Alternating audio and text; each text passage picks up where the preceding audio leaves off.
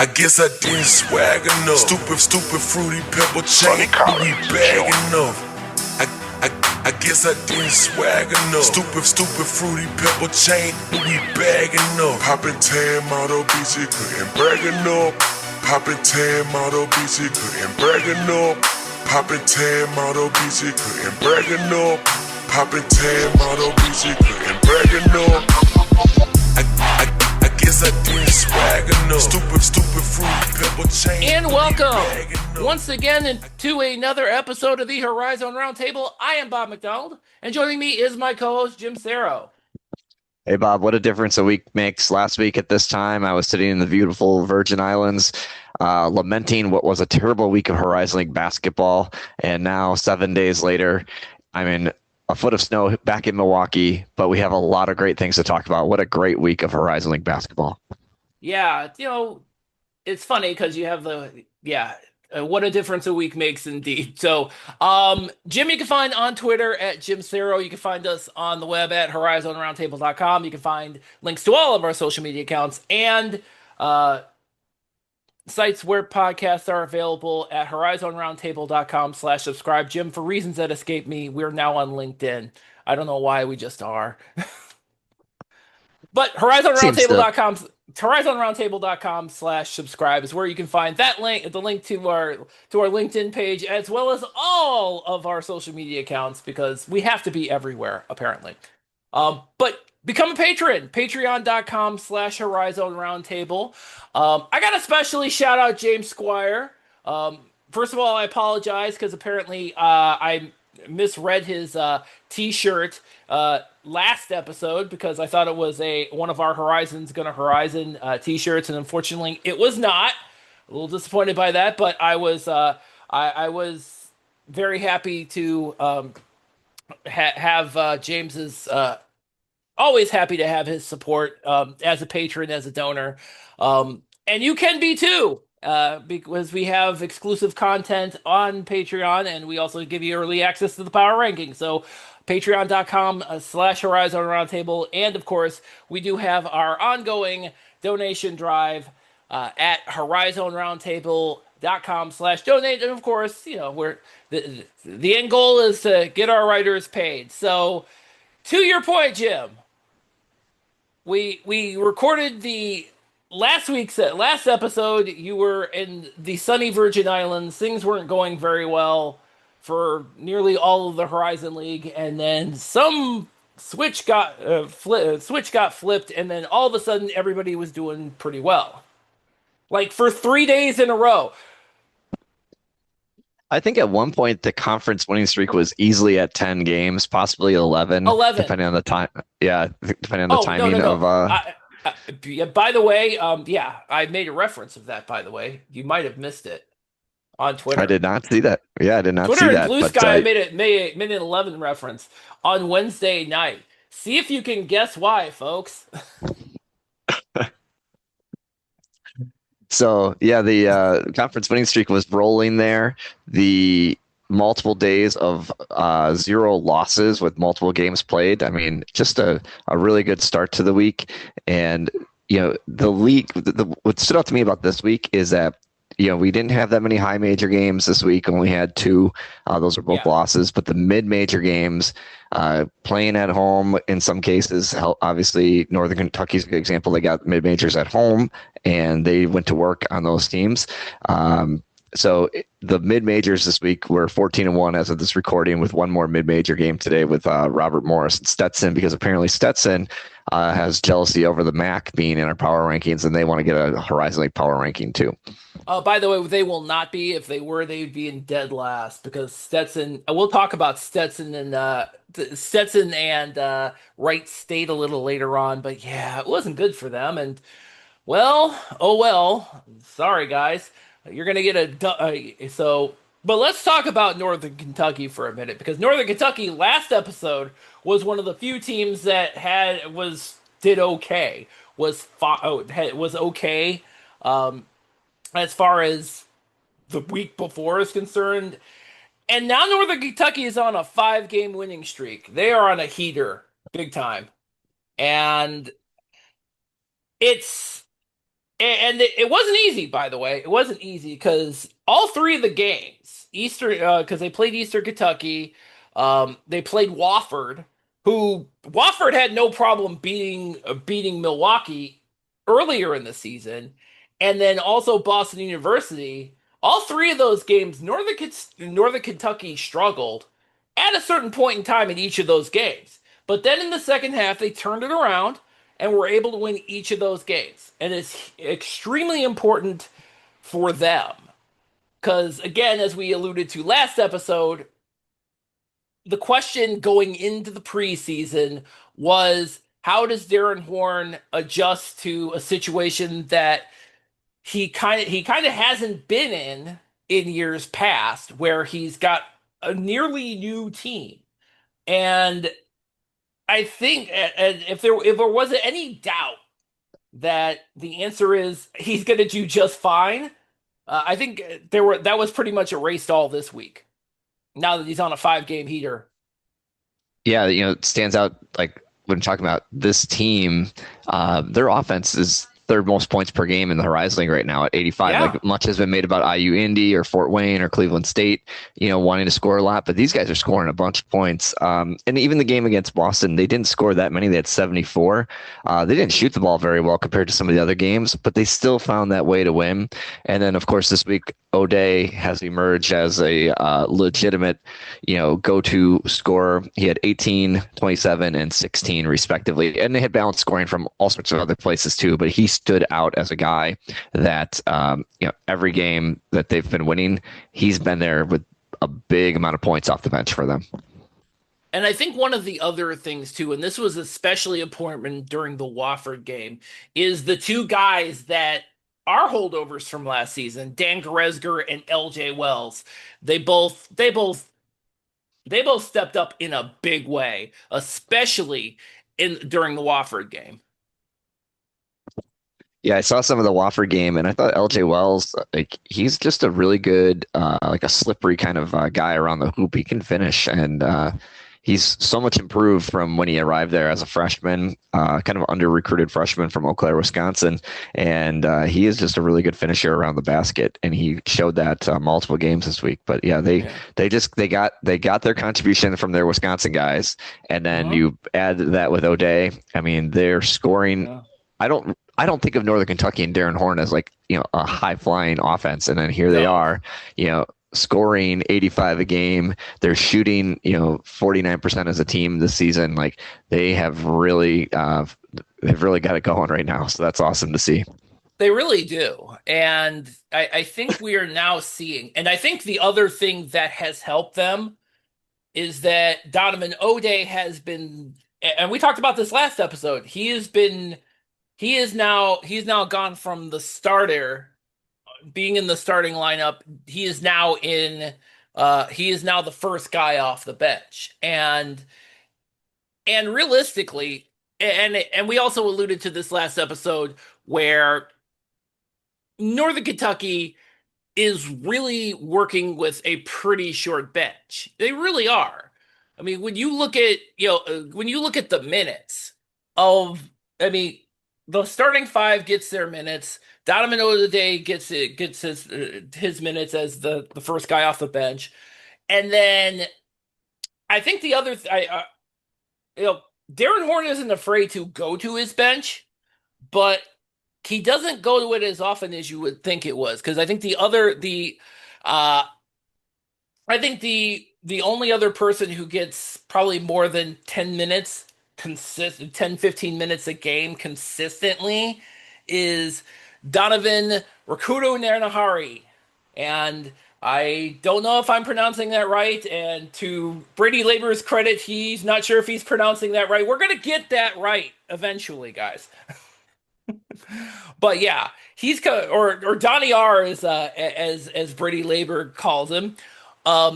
So he is a part of the rotation along with Donovan O'Day off the bench. But then it becomes a question of who else is coming off. I mean, is it Sean Nelson? Is it Addison Archer? We've been seeing a little bit of Bryce Darbyshire in there from time to time.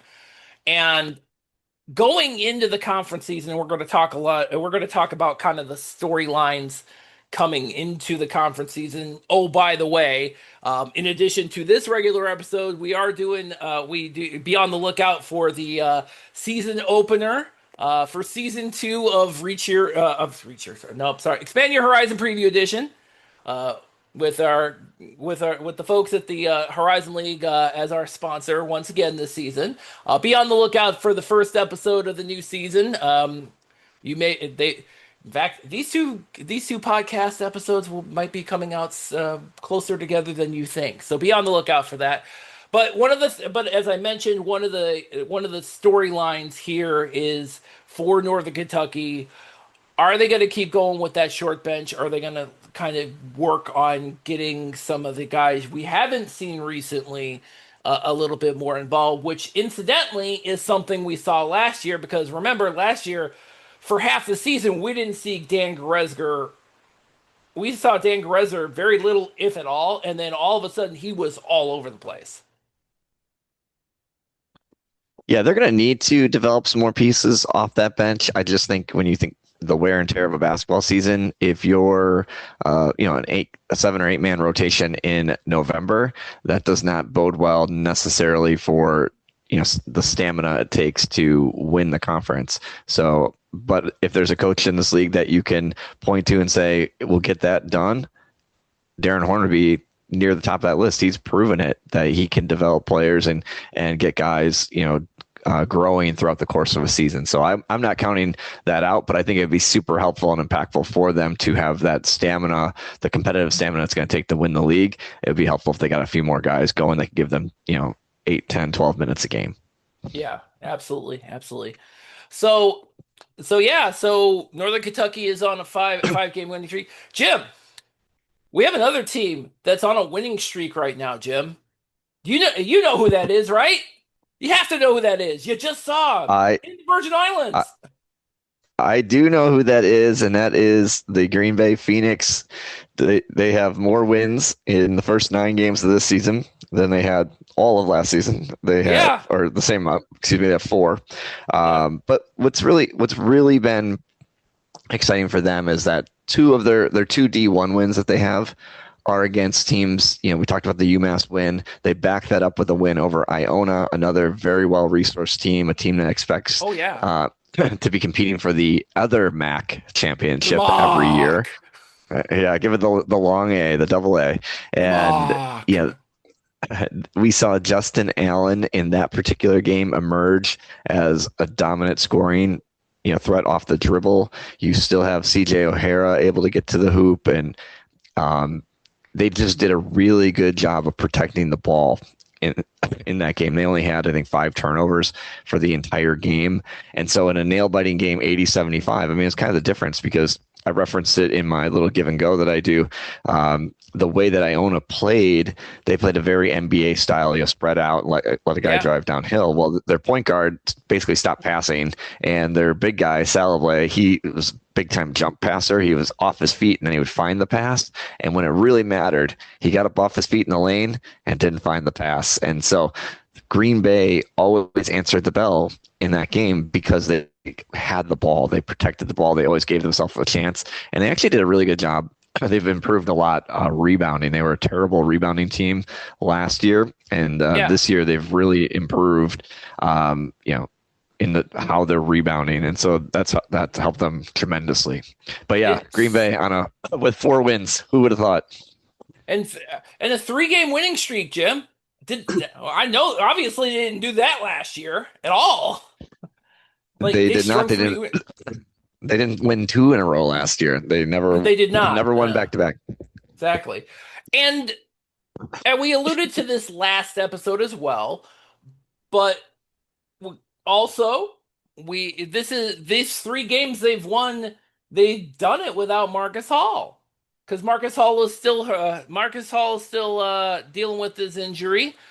He's obviously we knew he was not going to be in the remainder of the games in the Virgin Islands. He also sat out the home game on Saturday against Haskell. which is understandable because Green Bay beat Haskell by like 40. Not a real surprise on that one. But I think it's good that they kind of that they're able to do this without Marcus Hall, and now Marcus Hall gets to come back, and he's going to be should be healed and should be well rested, and you're going into conference play, and that's a guy you need, and it's definitely helpful to have that. But to your point, um, the guys have been the rest of the team has been stepping up big time. Um, I know we talked about CJ O'Hara last week, and he's still doing CJ O'Hara things. Shout out to Preston Reedinger for scoring 30 points on Saturday. So definitely a a plus for them. And one of the things that's been kind of a running theme with the Horizon League in general is the emergence of the freshmen not across the conference, and we're going to talk about some of the contributors, some of the freshman contributors, because I know in the preseason we focused a lot on the Detroit Mercy freshmen, but it seems to be just about everywhere else that you look at.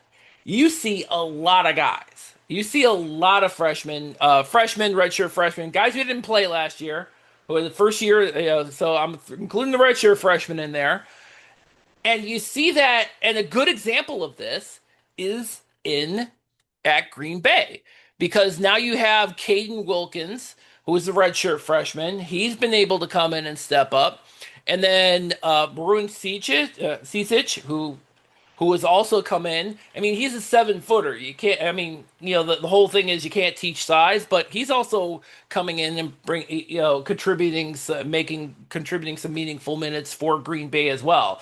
And to your point, having a guy like that, with his size, yeah, he's a freshman. He's still got some, he still got to adjust to the college game, but just having that guy probably definitely helps when it comes to addressing the rebounding problem that Green Bay certainly had all last season. Yeah, Kicic is a guy that's probably going to get you'll see improved by leaps and bounds as the season moves along. I mean, he's pretty he has skills. He has really good post footwork, and he's big. He just doesn't really yet seem to know how to put it all together in gameplay. Caden Wilkins, in addition to being a 3-point shooter, we saw that on display multiple times this season. But he's actually a really good rebounder, and he was rebounding in traffic. Like, he just had a nose for the ball, and he's a big. He's not tall. He's 6'6", but he's strong build. He's a tree trunk legs kind of guy, and Sure. he goes and gets that ball. He was money for them on the glass against Iona in the second half. He really, I looked at it. I thought he did a good job of rebounding outside of his area. It's one thing if the ball comes off the rim and it hits you in the hands, but it's another thing to have to go track it down. And he did a great job with that. So awesome for a young player to be able to step into Marcus Hall's role, and then keep some of the offense going with his outside shooting, but also add an element of rebounding that they haven't had. So that was a big for the Phoenix this week. And as far as Marcus Hall, we'll probably see him back against Robert Morris. It sounded like in the post-game press conference that if he needed to play, they could have had him play yesterday, but they didn't need him to play, and they want to make sure that he's going to be healthy for the season, which I totally think is the correct move. Marcus is not the kind of kid who's going to sit out if just because he's got a tweak, he's going to want to play. And, he's the kind of kid that you have to make him sit out, as opposed to the kind of kid that you have to make play. And I think that it's way better for Green Bay to have any viability in this league to have Marcus Hall healthy for the 20 conference games, as opposed to winning against Haskell by 50 instead of 40. Exactly. And that makes sense. I mean, that makes perfect sense in that regards. And I think when moving forward, that's going to be extremely helpful to them. I think it seems to me that, and you follow this team more, obviously more closely than I do. It seems like their situation going into the conference schedule this season is a lot better than it was a year ago, where basically everything that could go wrong went wrong for the Phoenix. It's interesting, if you think about their trip to the Virgin Islands, they had to take three separate planes to get there. People arrived on three different days. That was, not good. Marcus Hall's the main guy on the team, sprains his ankle at the end of the first game. So they're still having some of the, what could go wrong does go wrong. But what they've done a better job with is being able to play through that and have the next man up and be ready to, close out games.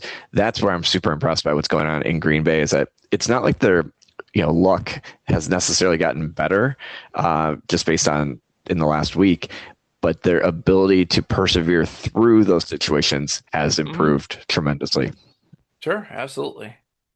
All right, so why don't we go down I-43 and figure out what's going on with Milwaukee here? So Milwaukee, obviously, they played Dominican and they just beat up on. They just, Dominican's a non-D1 team, so it's pretty clear that they were going to beat them up. And then they go down to Akron, and Akron kind of proved why they're one of the best teams in the MAC. Yeah, I saw And Akron twice in the Virgin Islands because they were in that tournament, and yeah, I went.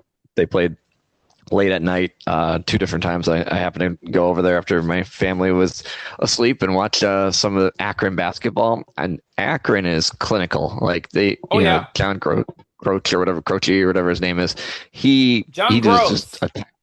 John Gross. There you go. He's like a technician over there. I mean, he just Yeah, absolutely picked apart the opposing team. He knew what to call every time down, and he demands excellence.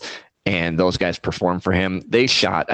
Bob, they shot against Milwaukee in their 24-point win 65%. They hit yeah, 52% of their threes, and they were positive 18 points in the paint over the Panthers, where the Panthers didn't shoot very well. 38% had 77 shots. The one thing they did well was offensive rebound, and they couldn't convert those yeah. into any points. I mean, just a tough night.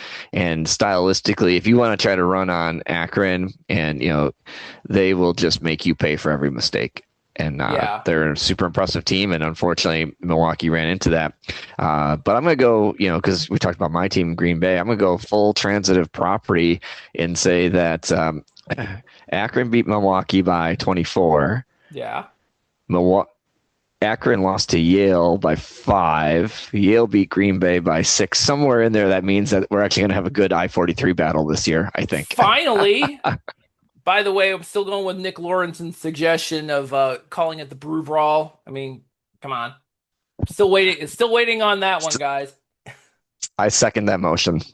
Brew Brawl. Yeah. But yeah, to your point, and I think one of the other things too, and to your point about the shooting for Milwaukee, it is, I guess that has been probably their biggest concern across the non-conference schedule because shooting has been an issue. It's been an issue in their losses.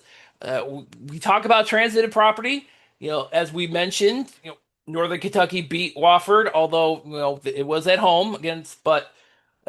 I really did think that Wofford was a winnable game, even on the road for Milwaukee, and that game wasn't really particularly close. And so, Milwaukee, I think the concern, I'm sure Milwaukee fans will share this, is to your point, the shooting.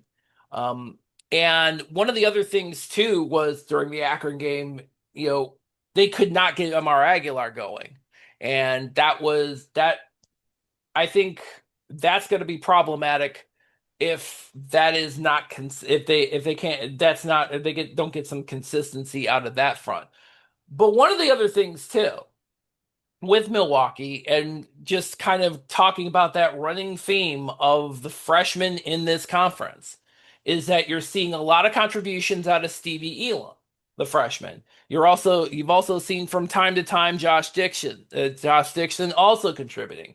And so, there it's funny because we talk about this concept of getting and staying old. Greg Campy coined it. I know Doug Gottlieb has said it a couple of times himself. But for all of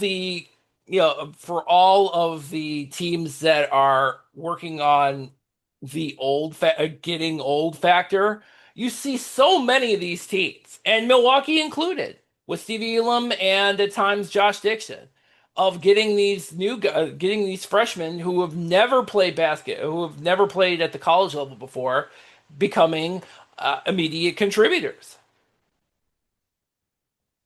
In Milwaukee's case, they actually have a third guy that you could kind of throw in there too with Sekou Kona. Kona, yeah, He's averaging almost 5 rebounds a game. He's perfect for their system, and as he gets more minutes, he's going to be a threat too. And he's a redshirt freshman. He was at DePaul last year, but didn't play.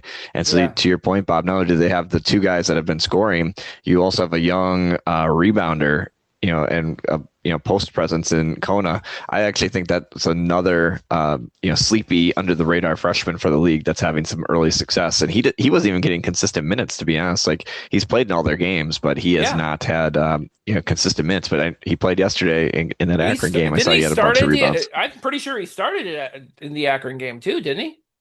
Yeah, I believe I saw. That's what I saw in the box score. I didn't see much of the game. I was actually at the Bucks game last night watching them win. So No. Oh yeah. well, But I guess as a fan of basketball, you chose wisely. Well, I think the other, because Faison Fields didn't play, so which raises another question as to the health of Faison Fields, and so we're kind of in that. His availability is just as important as how well Amar Aguilar does as on the offensive front. I think those two are pretty big concerns for Milwaukee fans at this point in time, and I get that. As the Faison Fields, I mean, it wouldn't be a basketball season without Faison getting hurt. I mean, the way that he plays, he's a physical player. He's gonna get some dings and damage as he goes through the season. The other big concern for the Panthers, though, is I couldn't believe this when I saw it. They're 41% 3-point field goal defense, worst in the league by a wide margin. They are just getting sliced up from the perimeter. Not necessarily giving up that many attempts per game, but the ones they're giving up are just, every team is kind of shooting very well against them right now. So that's another concern, not necessarily a player specific, but more of a stylistic, like, hey, how do they slow down other teams' perimeter shooting will be something to monitor for the Panthers as well. Sure, absolutely. Now, Jim, we talk about the freshmen in this conference, and by the way, I did not realize, I should have realized this before we went going into the season, but it seems to me that we're going to have a hell of a time picking the all freshman team this year. We have so many of them, which again is funny when you consider how our focus on the league has been more of the guys out of the transfer portal and whatnot. But there's such a large freshman crop that are definitely doing what they can, and our original focus in the preseason was Detroit Mercy, and I mean, Detroit Mercy's been kind of struggling. I mean, they did beat Niagara, in spite of Niagara's best efforts to come back in that game, but they did come out triumphant. And I'm pretty sure that was the only. I'm pretty sure that was the only game they played this week was against Niagara. On the road, they did get a win at Niagara. That was their only game. It's interesting because they actually shot better from deep against. They took way less threes against DePaul last week, Sunday, and shot better. I think they were like 5 of 12 or something for the game. And then in Niagara, they were 3 of 17 on three. So the 3-point shot definitely, was not going for them again, but they're plus 16 on the glass and just had balanced scoring. So they overcame that, but kind of, a game that they definitely attempted to fumble away a few times and held on to, thankfully for Detroit. But when I look at that particular game, what concerns me is that the number one issue that they had is still there, and that's that 3-point shooting. So we'll see how they respond. And you talk about with them, Lovejoy, who obviously was many people's player of the year pick, he's only number 18 in the league in scoring individually at 12.7 points Yeah, per game right now. He's I'm kind of surprised by way that out one. of, yeah, he's way behind. And so it's kind of interesting. They're getting what scoring they do get comes more balanced. And you see, Yeah, Nadu, as an example, has, stepped up in terms of his scoring. He's, a little bit higher in the league. I think he's like 12 a game. So you're seeing more of a balanced attack for them, but they just got to get that perimeter shooting going. Otherwise, they're going to be in for a long season. yeah. And one of the other things that I'm looking at with this team is, we talked about the guys from last year, particularly the freshmen from last year, stepping it up. And as of right now, we're only seeing Nadu.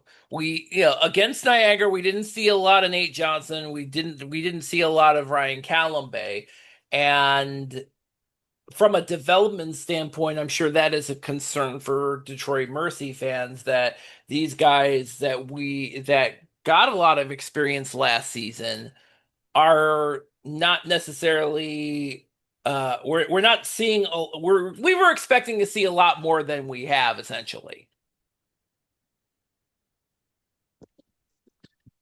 Yeah, I mean, people always, it used to be in basketball that you took that big step from freshman to sophomore year. That was where people are like, okay, hey, if you were shown a little bit your freshman year, your sophomore year is going to be a big year. We saw that from Marcus Hall last year with Green Bay. He had a Yeah, nice freshman year, but as David Douglas was really the primary freshman in the Sundance Wicks year, Hall was a correct. good freshman, but not great.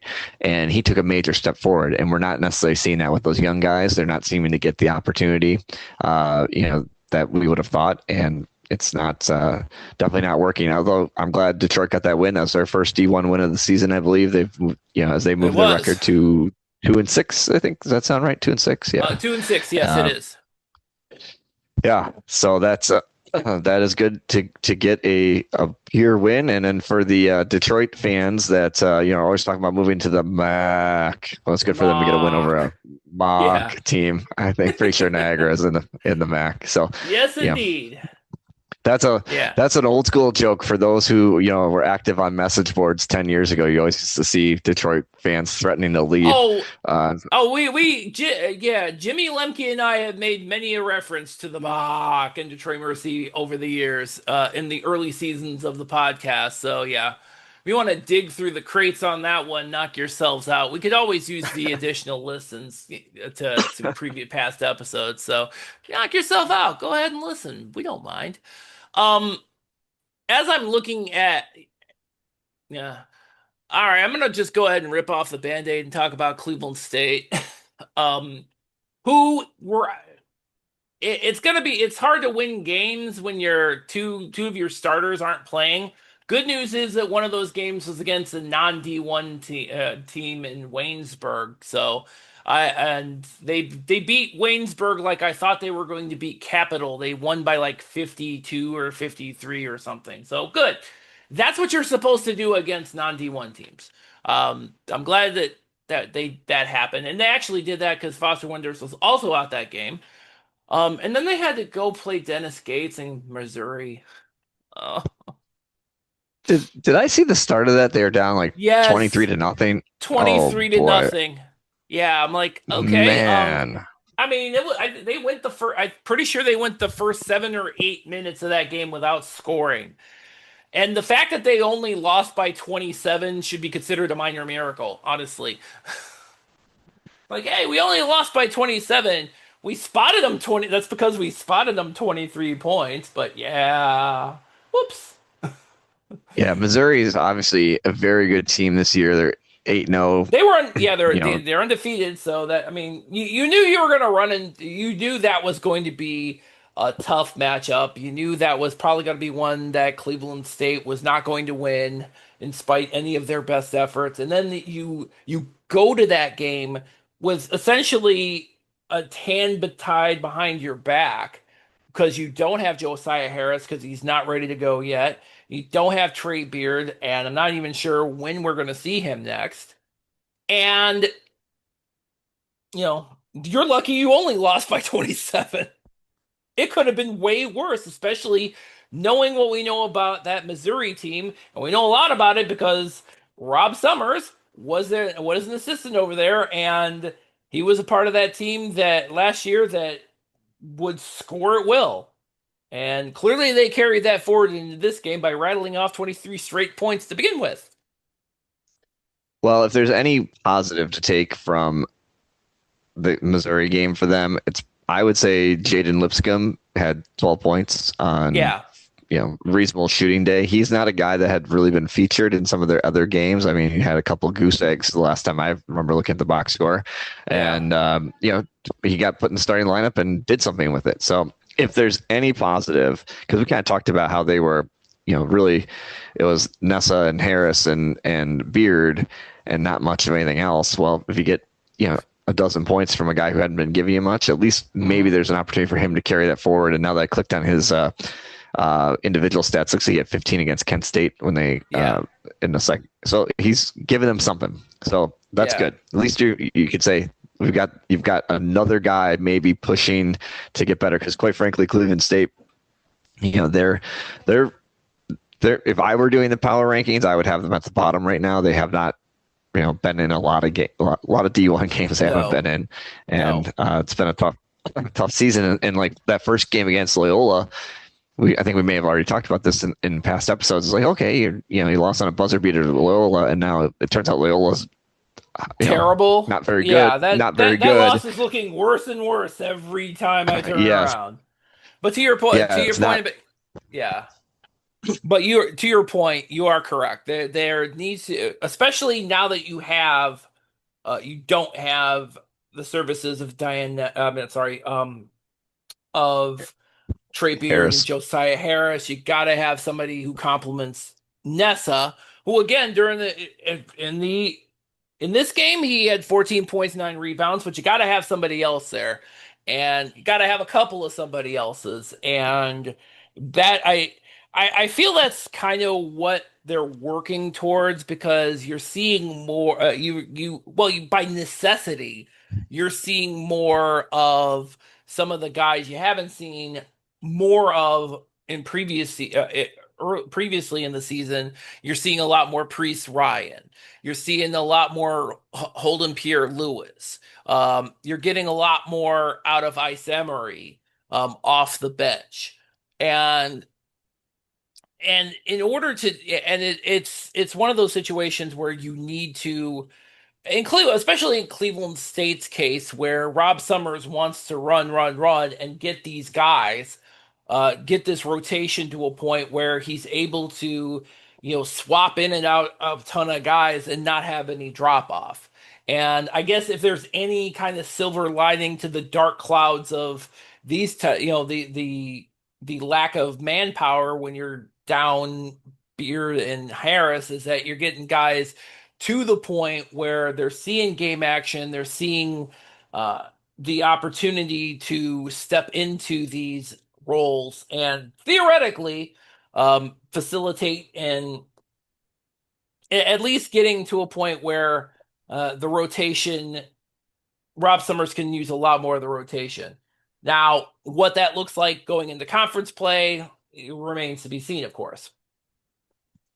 Well, and there's another wider issue for Cleveland State, is that as they're developing more pieces to play as a team, they're one of the worst defensive teams in the country, using KenPom at their number 350 in defensive efficiency right now. So not only do you have to get more guys going, then you got to get those guys playing some defense, because you can be a good defensive team and play fast. Yeah. They're just playing fast and not a good defensive team. So they've really got a lot of work to do there. Yeah. Well, I suspect that there's a team in the Horizon League that's worse than KenPom as far as defensive efficiency is, and that's IU Indy. I haven't looked at the numbers, but I'm probably wrong. Okay, good. I wasn't talking out of my ass. They're 359. Okay, there you go. Not this time. Yeah, they're 359 in defensive efficiency. They're number 1 in tempo, and this same thing. They're playing fast. Cleveland State's playing fast, but they're not. They're not able to get stops. But fortunately, IU Indy, if we want to just flip over to there, they got a nice win at home against Morehead State, 85-80. We've talked about all the points they gave up. I guess we should be like, My whole thing is they held a team to 80 points and won. Well, and Morehead State had 22 turnovers. Yeah, Morehead State out rebounded IU Indy by 16, but yeah. because they had 22 turnovers, they just made a ton of bad decisions Oh with the yeah. ball.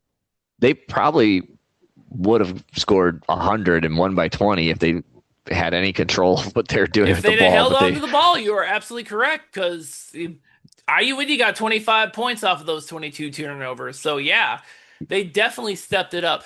And and with IU Indy, it's always somebody new, for sure. There's always somebody new coming stepping up. Well, we've seen a lot of Kyler D'Agostino, and it's always usually the usual suspects. It's Kyler D'Agostino or Micah Davis. We talk about the freshmen in this conference. McGuire Mitchell has stepped up on more than one occasion, but there's always somebody new coming in and out of the rotation because that's it's a competition. Who's getting the start? Who's getting the minutes? It's been that way the entire time. I mean, the focal point, yeah, it's interesting because the focal point of this offense is a guy who doesn't score. It's Finley Woodward. He's kind of the facilitator throughout all of this, but he's not kind of the scorer. He's kind of the guy who is running things. But this is one of those occasions where, and by the way, and we'll talk about this during the preview podcast, because if I'm not mistaken, IU Indy, who has no problem shooting 3-pointers, is playing Detroit Mercy, who is terrible at shooting 3-pointers. Like I said, we'll talk about that during the preview podcast. I don't want to spoil anything, so just know that that's coming up. But I believe Finley Woodward, when you're talking about him, Bob, I think he's yeah, top 20 in the country in assists, if I yeah, he heard had that 9 correctly during the assists against broadcast. Morehead State. Yeah, he absolutely Yep. is, and Only that's two not a guy. turnovers. And he's a That's 6'7". He's a point forward, Yeah, like exactly. essentially. That's legitimately not a guy I would think of when you look at yeah, that's not a guy I was thinking of. Yeah, he's actually it's funny because he's actually second he may be one of the top in the country, but he's only second in the conference in assists per game right now.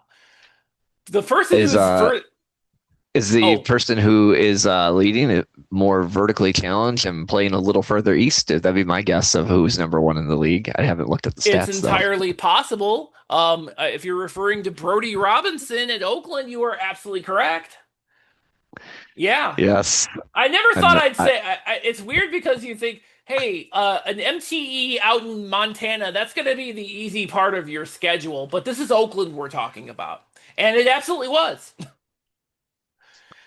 when you look at what they did a great job out west, they got two nice wins, including a Oh win yeah. against the host Montana. They also beat Lamar, who's having a much improved season by 15. But they've got the big three big guys, right? Yeah. With Garrett and Buru and Hogue, and Hogue is just a scoring machine. Like, good lord, that guy's a scoring Okay. machine. Since we're talking about Hogue and Neva Larua, why don't we talk about the announce crew who couldn't get those names right to save their lives? Hey, Hoga? there's a reason Really? why I say Neil Rule was Buru. in Neil Rule was in Montana. You could have just looked over to him and asked him how to pronounce these damn names, man. Come on. Seriously. That's what I do. Y'all are killing me here. But Yeah, to they your got point, they yeah. got their big three guys going, and Garrett's kind of the sleepy one. Like, nobody's really talking about him around the league, and And he's Garrett is just top 5 in scoring in this conference too.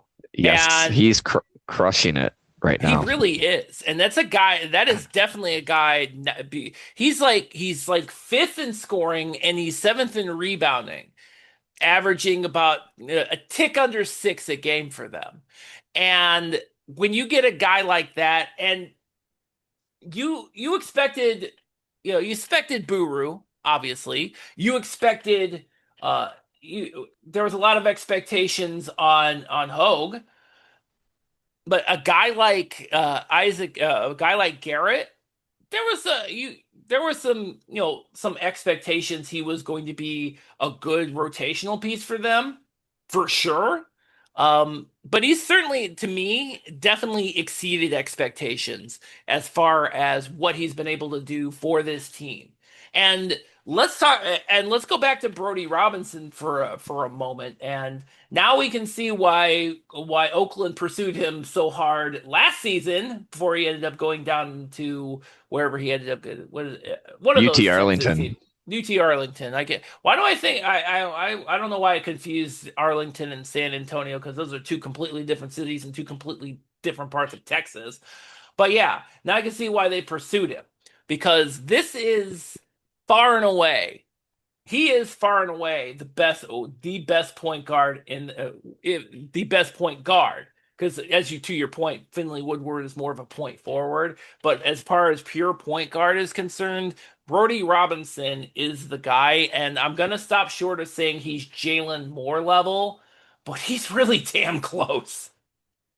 Well, he's bringing the offense as, not just distributing with his over 5 assists a game, but he's also scoring 15 a game Yeah, for them.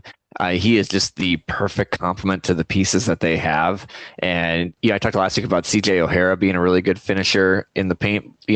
Brody Robinson's not a big guy. So when you're not a big no, guy, you got to be really excellent footwork when you get down there. And he's another guy with a whole bag of tricks when he gets in the paint to he score. really is. He's really a stud player, and I'm feeling real good about my Brody Robinson all conference pick. Oh, Shout out Jim Sarro. I think you are absolutely correct in that regards. But one of the things since you talked about his footwork and his ability to handle the ball, let me pull this up because against Lamar, he had, if I'm not mistaken, let me double check. Against Lamar, Brody Robinson had 10 assists. He had zero, zero turnovers. That's like infinity times 10 assist and turnover ratio for him. I think he's only turned over the ball 10 times the entire season, if I'm not mistaken. 10 times the entire season. They played 9 games already, 8 or 9 games already. And they played 8 games already. He's only turned the ball over 10 times. So he's only averaging maybe a turnover a game. That is elite ball handling. And so he is definitely a guy that, he is definitely that guy. And I think he is definitely he's the point guard that Greg Campy has been looking for since Jalen Moore left. For sure. For sure. Greg Campy hasn't been this happy since they had a sale on Dr. Pepper at the local convenience store. Diet Dr. Pepper, Jim. Diet Dr. Pepper. Diet Dr. Pepper. My point that makes is two of us, man. Let me tell you. But Brody, that's the kind of thing that, if Coach was on with us, I'm sure he would point that assist to turnover ratio out because that's what they need. They need a guy that doesn't make mistakes, that allows their other guys to do what they do. It's awesome. Like, Brody Robinson. I know Milwaukee tried super hard to get Brody Robinson last year. As the year he went to Arlington, Milwaukee was trying to get him as well. And you see why Horizon League teams were all over this guy. He's a great player. He really is. He really is. And yeah, he's definitely he is definitely going into the conference season because, of course, when the conference season starts, this is where the race for all the awards, this is when it begins. And yeah, I think as far as Brody Robinson is concerned, if he keeps playing the way he's playing, he's easily a first teamer, for sure, in this conference.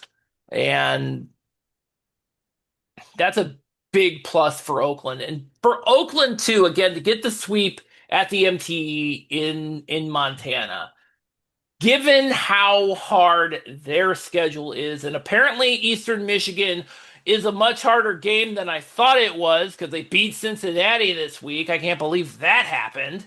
Like, is that a sign of the apocalypse or something? I don't know.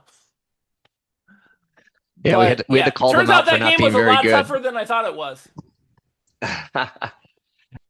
We're speaking of little point guards. I want to do one little shout out for Al Vargas. because he's been Yeah. dishing the rock as well.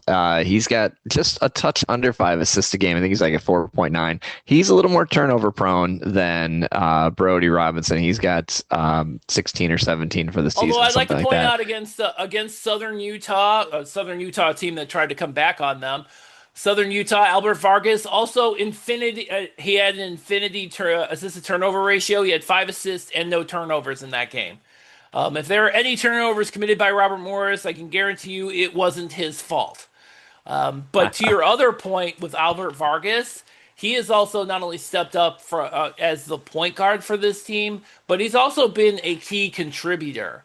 From an offensive standpoint, he led the team with 14 points against Southern Utah. He was definitely a factor. He was definitely a factor against UIC. Again, we want to talk about transitive property for a minute. The UIC beat up on Detroit Mercy by 20. Again, they were at home, so I mean, there's a little bit of a weird basis of comparison, but Robert Morris handled UIC at home, beating them by 14. And again, to your point, you had Albert Vargas. He scored 14 against Southern Utah. He scored 13 against UIC, and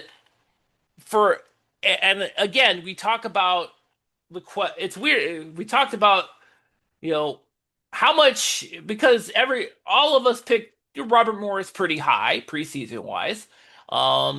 We weren't sure if that was if it was the right move, given that they only brought back, as far as scholarship players are concerned, Ryan Prather. Turns out they're doing just fine. Thank you very much. And they're on a 3-game. I believe they're careening towards a winning streak of their own. We're recording this on Sunday morning. They are playing Stetson just like Wright State did.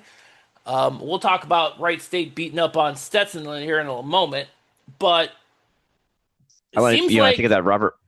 I was like, for Robert Morris, what stood out to me is that against UIC, they hit 48% on threes. They had 25 assists. You had Good, kind of asserting himself, almost like Good has gotten all the focus is on Chedakudis, and now Good's like, hey, I'm over here too. I can rebound the ball. I can score the ball, and he's been lights out. But what it really stood out to me is then they go and play Southern Utah. 2 days later or whatever, they only hit 21% on threes. So they had to find a different way to win. And they did that. They only had 10 turnovers in that game, but they played two completely different games. In that one game, the offense was super efficient and they were, burying 3-pointers.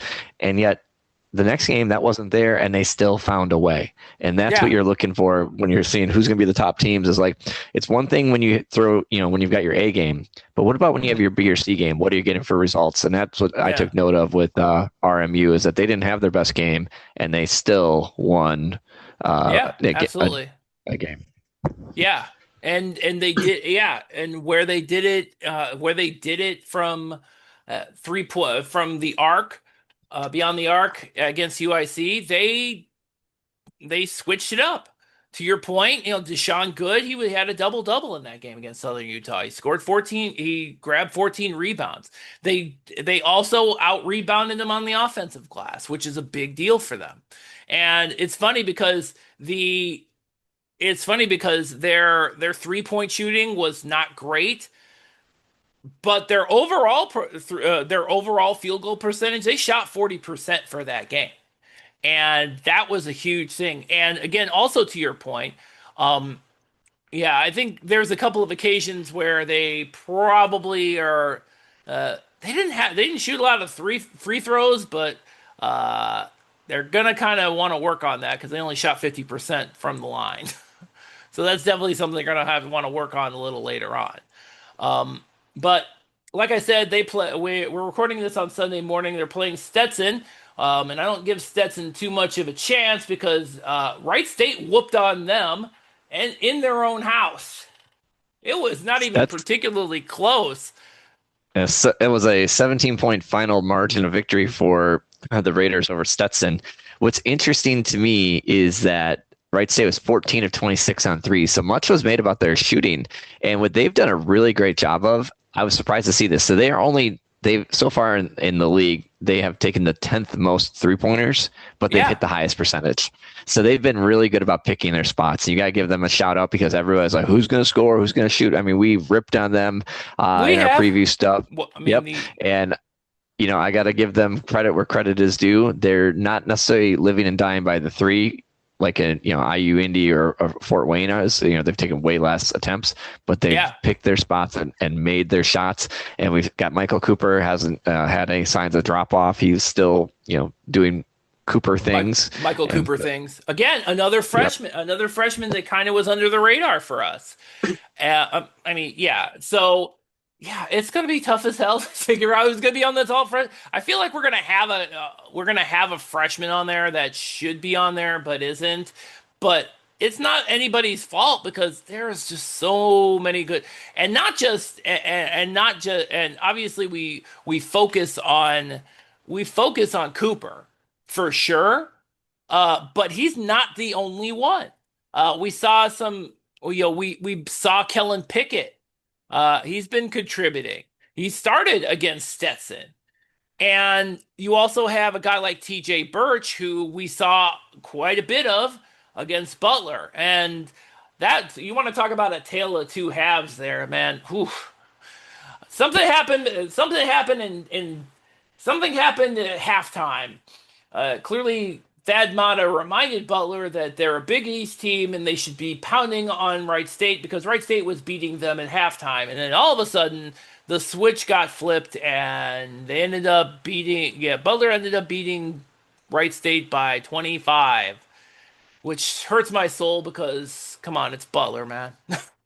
yeah, and I didn't see much of the game. I saw parts of it, but they lost by 25. I was actually surprised by the final margin because it didn't Yeah. feel like it was that big of a gap.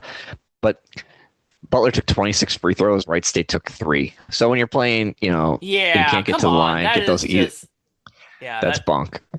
that really is, and it's just like, oh boy, that's kind of silly. That's kind of Yeah. Although but I mean, it was a pretty even game by large.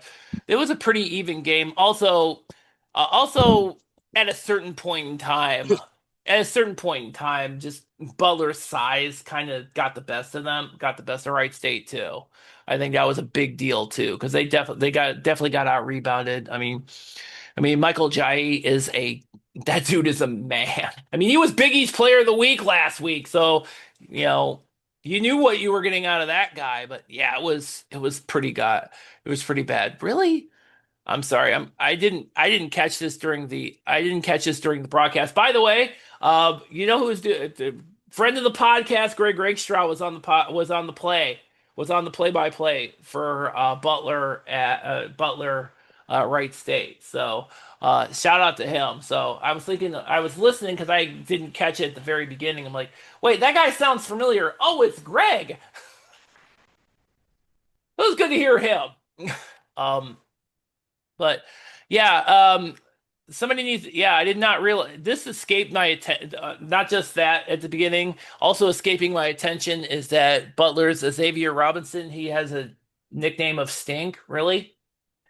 How did that escape my attention, Jim? I did not know that. That is that's a good one. That's got to It be on is one a of those good all one. name. That's got to be on one of those all name teams. Like once that Yeah. gets out, like usually that stuff comes out early when people are looking for content and they're like, oh, all name team or whatever. But Yeah. yeah, I didn't know that. All right. Yeah. So not a great end of the week. I was on upset watch at halftime, and then I stopped being on upset watch after that. All right. Wanted to talk about Youngstown State. Kind of bounced back from that Greensboro. That was a bad loss, which we didn't get to see because Pass the Ball Live sucks. But they did beat Georgia Southern, and then they whooped up on Chicago State, as Purdue Fort Wayne also did. Although Youngstown State did a more efficient job of beating up on Chicago State for sure. Well, it looks like Chicago State and Stetson are vying for 12th place in the Horizon League Power Poll this week. Yeah, when you look at Youngstown, just shot the ball well. They rebounded well. They have a balanced scoring attack. They got back to being Youngstown. Like somehow, they started out really well. Then, Yeah. they had a couple games where you're like, really? Like, come on. We need you to win against UNC Greensboro when you're winning the whole way. But then they came back and they just back to the team that we all thought they'd be. Balanced attack, pounding the glass, like just getting a little bit from everybody. And, I feel good seeing them get themselves ready, get those 2 wins in a row. So now when they're heading into league play here, Yeah. you can kind of think like, all right, they're back. They're back to the team that we thought they'd be. And you can also now see that this is a 10-man rotation for Youngstown State because it looks like Salarite right now he's coming off the bench. You also have Cam Pollock, Tate Blackshear, Andrew King, and now Tyler Robinette is back. And these guys are going to play. All of these guys are going to play at least 10. They're going to be all 5 of these guys are coming off the bench. So you got 10 guys. A 10-guy rotation with Youngstown State going into the conference, that's going to be very dangerous for every other Horizon League team. And they will hit you and basically grind you. They have the opportunity of grinding you down for sure. And this is, I think, the Georgia Southern win after the bounce back win after whatever happened against Greensboro was a win they needed, and then just basically just imposing their will on Chicago State, I think was not only was good to get more guys playing time, to see some things that work near the end of the game, but also some opportunities to kind of work on some things as well. I think that's kind of what the second half of that game against Chicago State essentially was, because they dominated throughout and they just shot lights out. They shot 50% in that game, and when you shoot 50%, you're almost always gonna win. Well, and look at Fort Wayne. They played Chicago State, won by 13, and they hit 52% of their threes. So to your point, like if you shoot well, you're going to give yourself a way better chance to win. And but for this particular week, I like that Youngstown State. That's a 23-point win. They just got a lot from everybody. They did exactly. And to your point about like they haven't had all their pieces, so I like that 10-man rotation. So what we're talking about before with Northern Kentucky, we've talked about with Oakland in the past. Like, do they have the depth that they need? And I like that depth for Youngstown because they really Rich do. Rolfe had That's for sure. 22 points against Georgia Southern, and it is like kind of like they have it's your turn today. Like they find the guy and let that person do their thing. I saw one game, I think it might have been St. Bonaventure's. It was Cam Pollock. Like it was his turn. He had 12 points or whatever. It's like they do a good job of like not having to have one guy lead the way. Yeah, absolutely. And to your point is common opponents. We had Chicago State play Youngstown State and Purdue Fort Wayne. Purdue Fort Wayne did not start well in that game. Because Chicago State was winning at certain points in time in the first half, and then thankfully, Purdue Fort Wayne turned it around in the second half and won. By the way, one other thing we should say about Chicago State, their leading scorer is Marcus Tankersley. Remember that guy? He's back from the SWAC. He went to, where'd he go? Like Prairie View or something like that? Alabama A&M? He was somewhere down there. I can't remember where. He was there for a season. Now he's with Chicago State. As we know, of course, he spent the first couple of years in Detroit Mercy. And so he was there the last couple of years of the Mike Davis era. After Monty came in, he transferred out. So, and wow, I got to apologize because I didn't realize I was not paying attention to which Holy Cross Purdue Fort Wayne was playing. It's not the Holy Cross we were thinking of. It's the Holy Cross that's the NAIA school. The one that doesn't count. We'll talk about that. Yeah. So it's not D1. They did it. I would say the big thing you take from Fort Wayne this week, Stevenson had not went bananas against Cleveland State or Chicago State, excuse me. They combined for 57 points. Like, they're a big three offense with DeAndre Craig, and Craig didn't give them that much in that game, but those guys did exactly what they're supposed to do. Like I mean, they got out rebounded in that game. They turned the ball over a bunch, Uh-huh. but they got steals and they got threes, and so I definitely, when they have that going, they're going to be harder to beat. Also of Absolutely. note for Purdue Fort Wayne, this has nothing to do with the basketball on the court, but the court Yeah. itself. They Hmm. have a new court, They and do. I don't know. I kind of miss the four different 3-point lines. I'm not going to lie, and so the fact that it's You like know what? clean It's the and fresh Pacers' looking. fault for moving the Mad Ants away. That's on you guys. It's on you guys Yeah, for no, moving them to the Indianapolis suburbs and yeah, Noblesville, wherever the hell that is. I mean, if the Horizon League does end up playing at this place, I guess we'll have to figure out where it is. But hopefully that's not the case. Can't it's an handle that, man. interesting it's an interesting court though because the old one had logos that were sanded off and all sorts. It Yeah. didn't look that great. It had all those 3-point lines. This one has got like a skyline. I didn't even know they had a skyline in Fort Wayne, but what do I Well, if know? you're a It's major city, you have to have a skyline of some way, some shit in some shape or form. You do. all right. That's a rule. You've Uh, spoken it into existence. If you have it, if you are considered if you're a major city, and if you're in the Horizon League, you're in a major city. Skyline, gotta have one. It Gotta may have it. be high, it may be low, but it is a skyline nonetheless. And I guess with that, I guess we can kind of, I guess we can close out this episode. We'll All call right, it a day so here. let's call it a day. All right, that's gonna wrap it up for us here.